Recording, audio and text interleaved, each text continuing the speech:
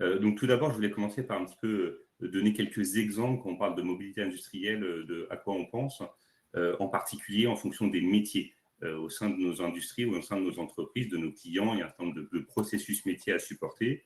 Et dans le cadre de la mobilité industrielle, on va pouvoir retrouver un certain nombre de ces processus. On va commencer par parler des ressources humaines.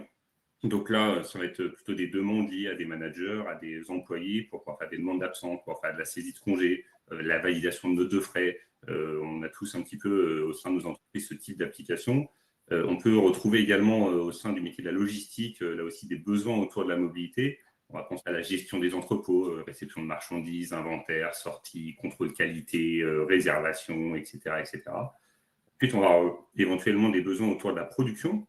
Donc, pour amener de la matière première, pour déclarer une consommation de production, déclarer du coup sa production, suivre la recette, on va pouvoir avoir là également des besoins et un intérêt d'avoir des applications mobiles.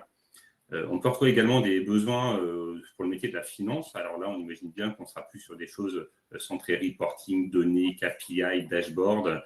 Mais là encore, il y a de plus en plus d'attentes des différents acteurs qui, au sein de l'entreprise, qui vont avoir le souhait d'avoir accès aux données de la finance depuis leur smartphone, depuis une tablette.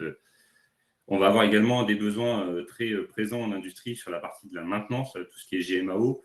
Donc là, pour avoir des rondes d'inspection, la création d'avis de maintenance, l'exécution d'ordres de travail, des rapports d'intervention, tous les éléments, toutes les activités qui vont être nécessaires pour garantir la maintenance de l'outil industriel en conditions opérationnelles.